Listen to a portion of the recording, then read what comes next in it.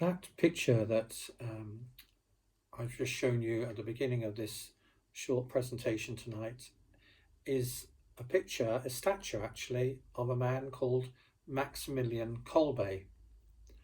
And it's outside a dreadful place that I'm going to tell you about in a little while.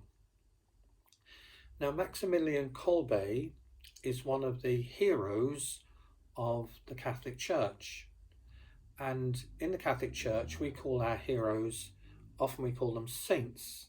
So he's known as St. Maximilian Kolbe. Now, he was born in Poland in 1894, and he was ordained a priest in 1918, and he was a priest of a religious order called the Franciscan Order. And in 1936, he was appointed head of a monastery in Poland.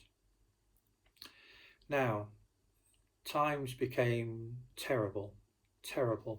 The Second World War started in 1939, and Poland was occupied, and it became extremely difficult, terrible for a certain group of people who followed the Jewish faith.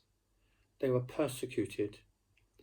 And Maximilian Kolbe, he hid Jewish people in his monastery, anything up to 2,000 of them. But eventually he was arrested and he was taken to a dreadful concentration camp called Auschwitz. And that statue I showed you at the beginning is a statue of him outside Auschwitz.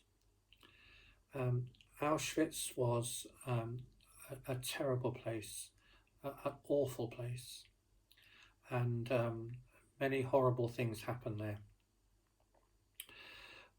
In 1941, when Maximilian Kolbe was in Auschwitz as a prisoner, another prisoner escaped, and the people in charge of the concentration camp, they chose just at random 10 people who they were going to starve to death in retribution for that person escaping. And when they chose 10 people, one of the men, a Polish man, he cried out, "My wife, my children." And Maximilian Kolbe, he said, "I will take that man's place." He didn't know the man, but he said he would take his place. And sometime later, all those men that were chosen, they were all starved to death, and Maximilian Kolbe was the last to die. So he was an extremely brave man, and